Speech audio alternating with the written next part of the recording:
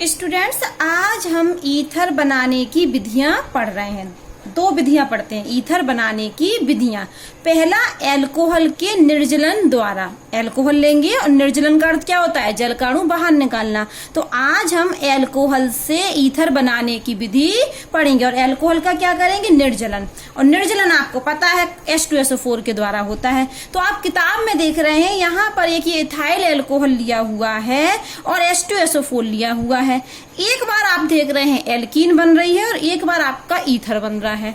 जब हम ethyl alcohol या एल्कोहल कोई भी प्राथमिक एल्कोहल है, यदि एल्कोहल की अभिक्रिया H2SO4 से कराएं, लेकिन तापमान कितना हो? 443 केल्विन, तब तो एल्कीन बनेगी। तब क्या बनेगी? एल्कीन। और यहाँ पर क्या होगा? एलिमिनेशन रिएक्शन होगी, विलोपन अभिक्रिया होगी। और जब हम तापमान 443 की जगह कितना कर दें? 413, तो एल्कीन नहीं ईथर बनेगी और यहाँ पर SN2 अभिक्रिया होगी। आप देख रहे हैं ये तो एल्कोहल है और यहाँ भी हमने अभिकर्मक भी सेम लिया, यहाँ H2SO4 लिया, यहाँ भी H2SO4 लिया, लेकिन हमारा प्रोडक्ट अलग अलग बना। एक बार प्रोडक्ट बना एल्कीन जब हमने तापमान 443 केल्विन लिया और इसी तापमान को सिर्फ हमने कम किया, 443 की जगह कितना ले लिया? 413 केल्विन। तो एल्कीन नहीं बना, क्या बना? ईथर। तो ये अंतर आ गया। यहाँ पर एलिमिनेशन रिएक्शन हुई कम ज्यादा तापमान पर और कम तापमान पर SN2 मैकेनिज्म के द्वारा ईथर बना। तो आज हम दो अभिक्रियाओं को समझते हैं। यहाँ पर एक बात और सुन लीजिए कि ईथर दो प्रकार के होते हैं, सिमेट्रिकल ईथर और अनसिमेट्रिकल ईथर। जब ऑक्सीजन से जुड़े दोनों एल्काइल ग्रुप समान हो या एराइल ग्रुप समान हो तो ये सिमेट्रिकल ईथर होता है। मान लो ऐसा है कि एक तरफ तो एल्किल ग्रुप जुड़ा, एक तरफ एराइल ग्रुप जुड़ा, तो ये कैसा हुआ? Unsymmetrical ether. तो मैं ये कहना चाह रही हूं कि एल्कोहल के द्वारा जो ईथर बनता है वो सिर्फ सिमेट्रिकल ईथर बनता है। एल्कोहल के निर्जलन के द्वारा सिर्फ सिमेट्रिकल ईथर बना सकते हैं, अनसिमेट्रिकल ईथर नहीं बनता है। अब हम लेते हैं अपना इथाइल एल्कोहल। क्या लेते हैं? Ethyl alcohol CH3CH2OH। लेकिन हमने क्या किया कि CH3 को CH3 नहीं लिखा। कैसे लिखा CH3 को? CH2 और एक H हमने लिख दिया यहाँ, और यहाँ लिखना था हमें CH2OH, तो OH बगल में ना लिख के कहाँ लिख दिया? नीचे। ठीक है, जिससे हमें एलिमिनेशन सही से दिखे। अब हमने ये इथाइल एल्कोहल लिया और H2SO4 से अभिक्रिया कराई। तापमान कितना लिया? 443 केल्विन। तो हमें पता है एल्कीन बनेगी। तो होगा क्या कि ये H और ये OH क्या होगा? ये ग्रुप पूरा बाहर निकल जाएगा, -H2O। जलकाणु क्या हुआ? बाहर निकल गया। तो एल्कोहल का क्या हो गया? ये निर्जलन। अब क्या बचा? देखिए CH2 और ये वाला CH2। तो यहाँ पर क्या लग गया? डबल बॉन्ड, बैलेंसी पूरी होने के लिए। ये बॉन्ड के इलेक्ट्रॉन, ये बॉन्ड टूटा ना, तो यहाँ के इलेक्ट्रॉन यहाँ शिफ्ट हो जाएंगे, ये तो डबल बॉन्ड आ जाएगा यहाँ पर। तो ये क्या बन गई? हमारी एल्कीन। एल्कीन में ये कौन सी एल्कीन है? इथीन, इसलिए एथीन लिख दिया। ठीक है, तो ये क्या हुआ? विलोपन हुआ। ये क्या हुआ? विलोपन। तो ये कौन सी अभिक्रिया हुई? ये एलिमिनेशन अभिक्रिया हुई। ये कौन सी अभिक्रिया? एलिमिनेशन रिएक्शन हुई है। ठीक है, अब हमने फिर से देखिए इथाइल एल्कोहल लिया, वो तो हमने लिख दिया था इस तरीके से आपको समझ में आया। फिर से हमने ये इथाइल एल्कोहल लिया और अब हमने तापमान रखा 413 केल्विन। तो क्या हुआ कि क्या बन गया? ईथर। इसका नाम क्या है? Di ethyl ether. ईथर के नोमेनक्लेचर हम पढ़ा चुके हैं। तो अब आप देखिए कि एक ही अभिकारक से अलग अलग प्रोडक्ट बने, उत्पाद अलग अलग बने। अंतर क्या है? यहाँ ज्यादा तापमान पर हो रही है, यहाँ कम तापमान पर हो रही है। तो ईथर कब बनेगा? जब हम क्या लें? कंडीशन है ये किसके, कौन सी कंडीशन है? ईथर बनने की, ये दूसरी अभिक्रिया होने की। ये देख रहे हैं ना आप, यहाँ पर देखिए एक ही अभिकारक था और अभिकर्मक भी एक ही लिए, लेकिन प्रोडक्ट क्या हुए? अलग अलग। तो हम चाह रहे हैं कि ये बने, हमारा ईथर बने। तो हम कौन सी कंडीशन होनी चाहिए? Low temperature. क्या रखें हम? कम तापमान रखें। और लेस हिंडर्ड मतलब लेस क्राउडेड। मतलब यहाँ पर हम प्राथमिक एल्कोहल लें, अगर हम तृतीयक एल्कोहल लेंगे तो SN2 अभिक्रिया होने में दिक्कत होगी। तो क्लाउडनेस क्या होनी चाहिए? कम होनी चाहिए। मतलब तृतीयक एल्कोहल 3 डिग्री एल्कोहल में नहीं होगा। और अभिक्रिया कौन सी प्रदर्शित होगी? SN2 मैकेनिज्म, क्योंकि SN2 मैकेनिज्म, इसलिए यहाँ भी 3 डिग्री एल्कोहल नहीं देगा ये अच्छे से, ये वाला मैकेनिज्म। ठीक है, अब हम इसकी मैकेनिज्म समझते हैं। तो सबसे पहले हमने लिया इथाइल अल्कोहल, ये लिख दिया इथाइल अल्कोहल, ये देखिए इथाइल अल्कोहल था, ये देखिए CH3 CH2OH बॉन्ड लगा लगा के लिख दिया। H2SO4 हमें क्या देगा, H+ आयन, तो H2SO4 ने हमें क्या दिया, H+ आयन। अब आप जानते होंगे, क्या जानते हैं कि ऑक्सीजन के पास क्या होते हैं, लोन पेयर होते हैं। तो ये क्या करेगा, अपने लोन पेयर, ऑक्सीजन अपने लोन पेयर इस H+ को दे देगा, ठीक है। तो जैसे ही ऑक्सीजन ने अपने लोन पेयर इस H+ को दिए, देखिए ये तो CH3 CH2 तो जैसे का तैसा CH3 CH2, लेकिन O ने अपने लोन पेयर H+ को दिए, तो ये क्या हुआ, इसके पर क्या आ गया, पॉजिटिव चार्ज। O पर क्या आ जाएगा, जैसे ही लोन पेयर देगा ऑक्सीजन, तो ऑक्सीजन पर क्या आएगा, पॉजिटिव चार्ज, और ये हाइड्रोजन आके इससे जुड़ गया। तो हम इस अभिक्रिया की मैकेनिज्म पढ़ रहे हैं कि एल्कोहल के से कैसे ईथर बना। तो सबसे पहले एल्कोहल पर H2SO4 से कौन आया, H+, और ऑक्सीजन ने H+ को अपने लोन पेयर दे दिए। तो ये कैसा हो गया, ये प्रोटोनेटेड एल्कोहल हो गया। ये क्या हो गया, प्रोटोनेटेड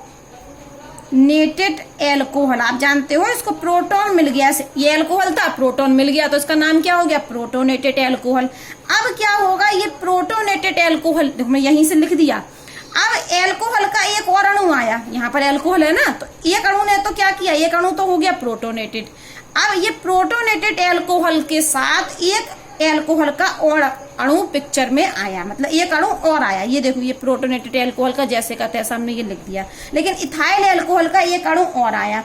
तो यहाँ भी इसके पास क्या होंगे, इस ऑक्सीजन के पास भी लोन पेयर होंगे। अब ये अपने लोन पेयर किसको दे देगा, आप बताइए। ऑक्सीजन पर इलेक्ट्रॉनों की कमी है, किस पर इलेक्ट्रॉनों की कमी है, ऑक्सीजन पर। तो ये लोन पेयर कहाँ शिफ्ट हो जाएंगे, ये लोन पेयर कहाँ शिफ्ट हो जाएंगे,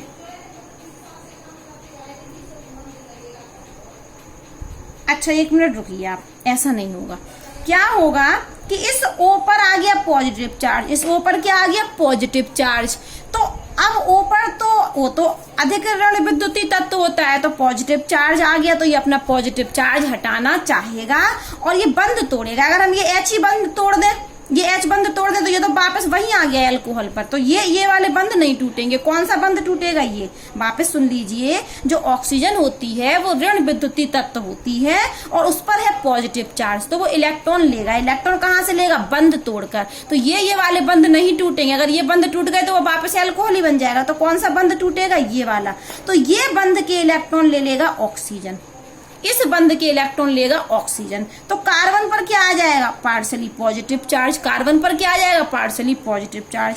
इस बंद के इलेक्ट्रॉन टूटे और ऑक्सीजन ने इस बंद के इलेक्ट्रॉन को अपनी तरफ खींच लिया और H2O के रूप में बाहर निकल गया। बात समझ में आई। ऑक्सीजन पर धन आवेश आ गया था, लेकिन ऑक्सीजन तो ऋण विद्युतीय तत्व होता है, इसलिए ये बंद के इलेक्ट्रॉनों को अपनी तरफ खींच लेगा और H2O के रूप में निकल जाएगा। जब इसने बंद के इलेक्ट्रॉनों को खींच लिया तो इस कार्बन पर आ गया पॉजिटिव चार्ज।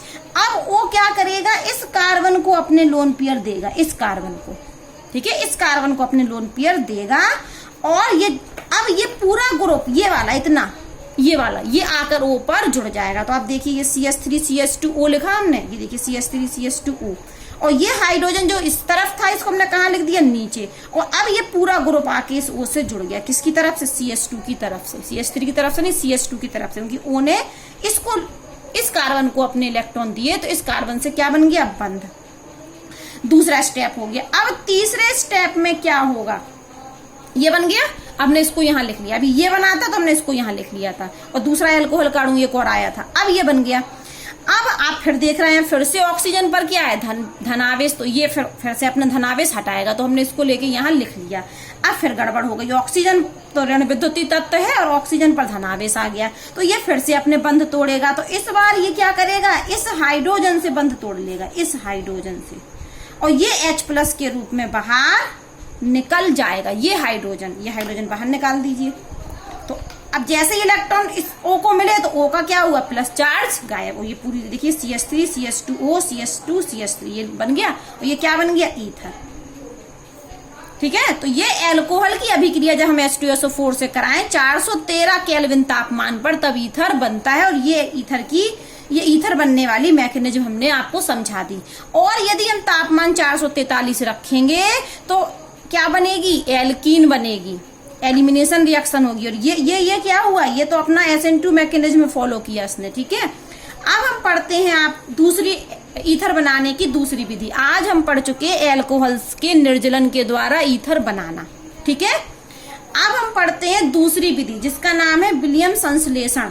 अब हम आपको बता दें कि एल्कोहल के निर्जलन के द्वारा तो सिर्फ सिमेट्रिकल ईथर बनते थे, सम्मित ईथर बनते थे, लेकिन विलियम संश्लेषण के द्वारा सम्मित और असम्मित दोनों प्रकार के ईथर हम बना सकते हैं। तो विलियम संश्लेषण के द्वारा सम्मित और असम्मित दोनों प्रकार के ईथर हम बना सकते हैं। क्या होता है इसमें, हम एल्किल हैलाइड लेते हैं। क्या लेते हैं, एल्किल हैलाइड। और एल्किल हैलाइड की अभिक्रिया सोडियम एल्कोक्साइड से करा देते हैं। देखिए ये है हमारा एल्किल हैलाइड और ये है सोडियम एल्कोक्साइड से कराते हैं तो ईथर बनता है। होता क्या है, ये Na और ये X बाहर, देखिए NaX, ये Na और X बाहर, तो इसको बाहर कर दो, इसको इस यूनिट को साथ में लिख दो, तो ROR, तो ये क्या बन गया हमारा ईथर। अब हम आपको बताएं इंपॉर्टेंट बात कि जो एल्किल हैलाइड है उसको कैसा होना चाहिए, लेस हिंडर्ड होना चाहिए। ये जो एल्किल हैलाइड है इसको कैसा होना चाहिए, लेस हिंडर्ड। हिंडर्ड मतलब इसमें क्लाउडनेस कम होनी चाहिए। लेस हिंडर्ड का मतलब है इसको प्राथमिक होना चाहिए, प्राथमिक या द्वितीय। अगर ये ज्यादा हिंडर्ड हुआ, यहाँ हिंडर्ड मतलब क्लाउडनेस ज्यादा हुई, स्टेरिक हिंड्रेंस ज्यादा हुआ, स्टेरिक हिंड्रेंस भी बोल सकते हैं, हिंड्रेंस ज्यादा है मतलब 3 डिग्री है, एल्किल हैलाइड कैसी है 3 डिग्री, तब यह अभिक्रिया नहीं होगी, SN2 मैकेनिज्म से नहीं होगी। मैंने कहा कि विलियम संश्लेषण में सम्मित और असम्मित दोनों प्रकार के ईथर हम बना सकते हैं, पहली बात। दूसरी बात हमने कहा कि एल्किल हैलाइड लेते हैं और सोडियम एल्कोक्साइड लेते हैं तो उससे ईथर बनता है, यह अभिक्रिया है, एल्किल हैलाइड सोडियम एल्कोक्साइड के द्वारा ईथर बनता है। फिर मैंने क्या बोला, इसको बोला कि जो एल्किल हैलाइड हम लेते हैं वो एल्किल हैलाइड लेस हिंडर्ड होनी चाहिए। लेस हिंडर्ड का मतलब है ज्यादा क्लाउडनेस नहीं होनी चाहिए, स्टेरिक हिंड्रेंस ज्यादा नहीं होना चाहिए। तो कैसी होनी चाहिए एल्किल हैलाइड, या तो प्राथमिक या सेकेंडरी, मतलब 1 डिग्री या 2 डिग्री एल्किल हैलाइड होनी चाहिए।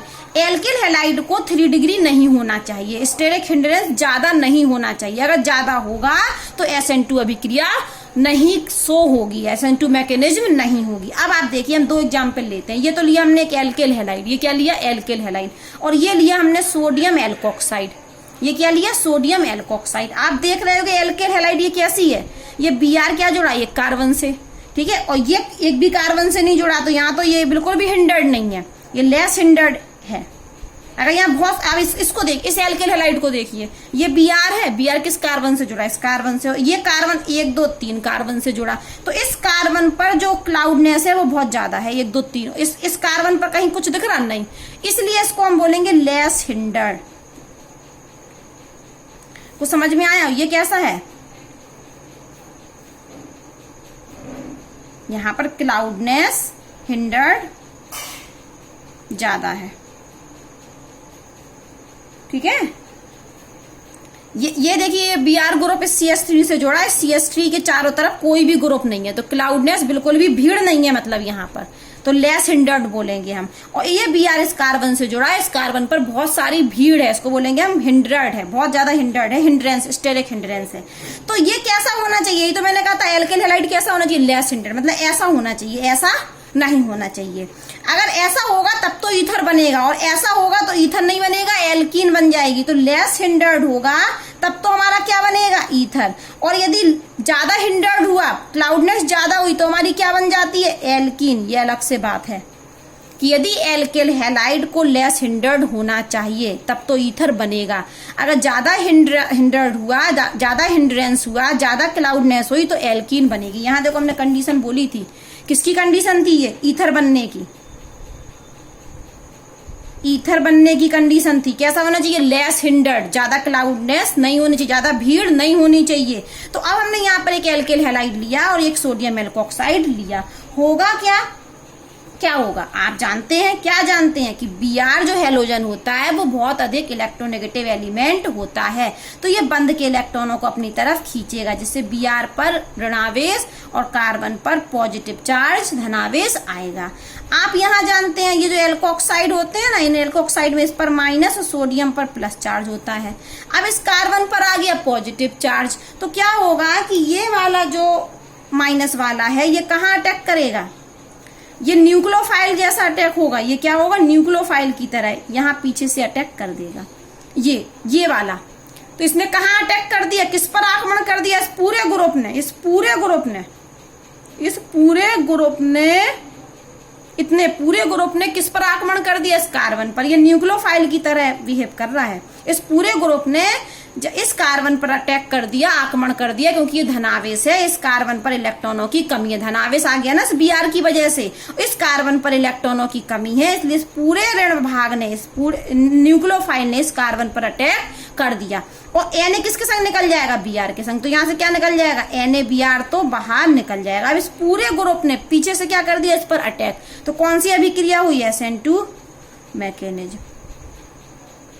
अब ये पूरा ग्रुप लेके हम किस पर जोड़ दें? CH3। तो हमने देखिए पूरा, ये क्या था? पूरा ग्रुप C से 3 कार्बन जोड़े थे और O, तो हमने ये लिखा C और 3 carbon alkyl group, methyl group जोड़ दिए, ये O, और ये O किससे आके जुड़ गया? CH3 से। और ये हमारा क्या बन गया?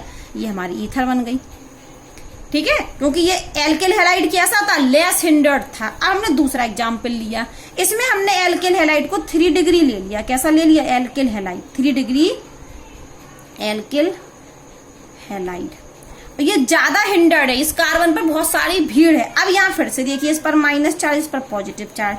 फिर क्या होगा? इस Br की ये इस पर माइनस चार्ज होगा, है ना, और इस पर पॉजिटिव चार्ज होगा। वैसे ही हम करें तो इस पॉजिटिव पर ये वाला आक्रमण, ये अब इस ग्रुप को आक्रमण करना, मान लो इस ग्रुप को, तो ये ग्रुप इस कार्बन पर आक्रमण नहीं कर पाएगा। क्यों नहीं कर पाएगा? क्योंकि यहाँ से क्या है? ये CH3 ग्रुप जुड़ा, इधर भी CH3 ग्रुप, यहाँ भी CH3 ग्रुप, मतलब इस कार्बन पर 3 ग्रुप जुड़े हैं। जैसे अभी हमने कहा था कि इस पूरे ग्रुप को इस कार्बन पर आक्रमण करना था, कर लिया इस पूरे ग्रुप ने। क्यों? इस कार्बन से यहाँ इस तरफ कुछ भी नहीं जुड़ा, लेकिन इस कार्बन पर ये 3 एल्काइल ग्रुप जुड़े हैं, तो ये न्यूक्लियोफाइल इस पर अटैक नहीं कर पाएगा इस कार्बन पर, क्योंकि ये क्या करेंगे? एल्किल ग्रुप हिंडर्ड उत्पन्न कर रहे हैं, स्टेरिक हिंड्रेंस कर रहे हैं, क्लाउडनेस कर रहे हैं, तो ये ग्रुप तो इस पर आक्रमण कर नहीं पाएगा। तो अब होगा क्या? ये यहाँ आके नहीं जुड़ेगा, ये कहीं और जाएगा। कहाँ जाएगा? ये अब देखिए, यहाँ हम लिख रहे हैं CH3 को लिखते हैं CH2, और यहाँ पर हमने H लिख दिया। CH3 था ना, तो CH3 को मैंने लिख दिया CH2H। तो अब ये पूरा ग्रुप जो होगा ना, तो ये पूरा ग्रुप अब होगा क्या? सबसे पहले हम देखते हैं, ये यहाँ से Br ने अपने इलेक्ट्रॉन खींचे, तो इस पर नेगेटिव चार्ज, इस पर क्या चार्ज आ गया? Positive charge. अब इस पर पॉजिटिव चार्ज आ गया, ठीक है, तो इसने इस ग्रुप तो आक्रमण कर नहीं पाया, ये ग्रुप पूरा आक्रमण कर नहीं पाया, क्योंकि यहाँ पर 3 ग्रुप जुड़े थे, तो कुछ और होना है। क्या होगा? आप देखिए कि सबसे पहले ये जो ये वाला ग्रुप है ना, वो इस कार्बन पर अटैक ना कर ये वाला ग्रुप कहाँ अटैक कर देगा? इस पर अटैक कर दिया उसने। किस पर अटैक कर दिया? यहाँ। और यहाँ अटैक किया, तो ये वाले इलेक्ट्रॉन कहाँ शिफ्ट होगा? इधर। ये बॉन्ड के इलेक्ट्रॉन कहाँ शिफ्ट होगा? यहाँ। इस ग्रुप ने इस कार्बन पर अटैक नहीं किया। किस ग्रुप ने? इस ग्रुप ने इस कार्बन पर अटैक नहीं किया, क्योंकि इस कार्बन पर 3 मिथाइल ग्रुप जुड़े थे, बहुत हिंडर्ड था, बहुत क्लाउडनेस था। तो ये ग्रुप जाके इस हाइड्रोजन पर अटैक किया और इस हाइड्रोजन से जुड़ गया। और इस बंध के अब क्या हुआ था? यहाँ बंध के इलेक्ट्रॉन यहाँ शिफ्ट हो गए थे, तो इस पर पॉजिटिव चार्ज था ना, तो ये पूरा ग्रुप जाके इस H से जुड़ गया। तो ये क्या बन गया? CH3O से क्या कौन आके जुड़ गया? H, CH3OH। अब ये बंध के इलेक्ट्रॉन यहाँ शिफ्ट हो गए, तो यहाँ पर क्या लग गया? Double bond. तो हम लिखते हैं क्या बनता है, देखिए यहाँ से ये CH3 था, ये कार्बन, और नीचे क्या जुड़ी थी? एक CH3 ग्रुप, और यहाँ पर ये क्या था? CH2 था ना, लेकिन ये वाले बॉन्ड के इलेक्ट्रॉन यहाँ आ गए, ये वाले बॉन्ड के इलेक्ट्रॉन यहाँ आ गए। देखिए हमने इसी को पूरा लिख दिया। देखिए अब ये बॉन्ड के इलेक्ट्रॉन यहाँ आ गए, तो यहाँ पर क्या लग गया? Double bond. तो क्या बन गई? ये एल्कीन। हम आपको बार बार कह रहे हैं कि यदि एल्किल हैलाइड लेस हिंडर्ड होगा तो ईथर बनेगा, और यदि एल्केल हैलाइड में हिंड्रेंस ज्यादा हुआ, मतलब 3 डिग्री हुआ, तो एल्कीन बनेगी। यहाँ मैंने ये जो एल्केल हैलाइड लिया था इसमें स्टेरिक हिंड्रेंस बिल्कुल नहीं था, तो ये वाला ग्रुप आके SN2 मैकेनिज्म हुई, ये पूरा ग्रुप आके यहाँ जुड़ गया और हमारा ईथर बन गया और NaBr बाहर निकल गया। लेकिन ये वाला ग्रुप इस कार्बन पर आक्रमण नहीं कर पाया इसी के अनुसार, क्योंकि ये Br पर माइनस आया तो इस कार्बन पर प्लस होगा, तो इस माइनस ग्रुप को इस पर आक्रमण करना चाहिए था, लेकिन ऐसा नहीं हुआ क्योंकि इस पर बहुत सारी भीड़ है, बहुत सारा स्टेरिक हिंड्रेंस है। तो ये कहाँ गया, ये इस H+ पर गया और ये H आके इससे जुड़ के क्या बना दिया, CH3OH। अब ये कार्बन से 1 2 3 ग्रुप जुड़े थे तो हमने इस कार्बन से 1 2 3 ग्रुप जोड़ दिए, लेकिन यहाँ पर क्या था, CH2 सिंगल बॉन्ड से, लेकिन इस बॉन्ड के इलेक्ट्रॉन यहाँ शिफ्ट हो गए तो यहाँ पर डबल बॉन्ड लग गया और क्या बन गई हमारी एल्कीन। तो इस अभिक्रिया को हम किस नाम से जानते हैं, विलियम संश्लेषण अभिक्रिया के नाम से जानते हैं। अब एक विधि और पढ़ लेते हैं हम जरा। हमने लिया फिनॉल, हमने क्या लिया, फिनॉल। फिनॉल से ईथर बनाना पढ़ रहे हैं हम, क्या पढ़ रहे हैं, फिनॉल से ईथर बनाना। ये मैंने फिनॉल ले लिया और इस फिनॉल की अभिक्रिया मैंने करा दी NaOH के साथ, सोडियम हाइड्रोक्साइड के साथ। तो क्या होगा कि ये H और ये OH, ये H और ये OH बाहर, ये H और ये OH बाहर, तो ये सोडियम जाके यहाँ जाके जुड़ जाएगा, तो ये क्या बन जाएगा हमारा, ये O और Na, O पर माइनस और Na पर प्लस, ये क्या बन गया, सोडियम फिनॉक्साइड। ये आप काफी बार पढ़ चुके हैं। अब हमने इसकी अभिक्रिया, ये भी एल्कोक्साइड जैसा ही है हमारा, इसमें देखिए एल्कोक्साइड कैसे होते थे, NaOR, तो ये देखिए NaOR, R की जगह क्या जुड़ा, Ar, तो ये भी एल्कोक्साइड जैसा ही है हमारा, ठीक है। तो अब हमने यहाँ पर एल्केल हैलाइड ले लिया, ये कौन सा एल्केल हैलाइड ले लें हम, चलो RX ले लेते हैं, ये एल्केल हैलाइड। तो अब फिर क्या होगा, ये वाला पूरा ग्रुप आकर इस R पर अटैक करेगा, क्यों, क्योंकि यहाँ पर क्या होगा कि ये वाला, ये बंद के इलेक्ट्रॉनों को X खींच लेगा, तो इस पर आ जाएगा माइनस चार्ज, इस पर पॉजिटिव चार्ज, तो ये पूरा ग्रुप, ये वाला पूरा ग्रुप का किस पर अटैक कर देगा, इस कार्बन पर, और NaX बाहर निकल जाएगा, ये NaX तो निकल गया बाहर, NaX बाहर, और ये पूरा ग्रुप किससे आके जुड़ जाएगा, R से। तो यहाँ पर क्या बन जाएगा, ये इस तरीके से। तो ये हमारी क्या है, एक ईथर है। कैसे ईथर है हम देख लें, अगर इसको हम बेंजीन को क्या लिख दें, ErOR, तो ये अनसिमेट्रिकल ईथर है, तो ये अनसिमेट्रिकल ईथर बन गई। यहाँ ये विलियम संश्लेषण अभिक्रिया हुई है, क्योंकि यहाँ पर देखो हमने एल्केल हैलाइड लिया और यहाँ पर ये एल्कोक्साइड है, ठीक है, तो ये विलियम संश्लेषण हुआ ये भी, लेकिन यहाँ पर हम देख रहे हैं कि फिनॉल से बनी, फिनॉल से क्या बन गया हमारा, ईथर। तो अभी हमने आपको पढ़ा दिया ये फिनॉल से ईथर बनना।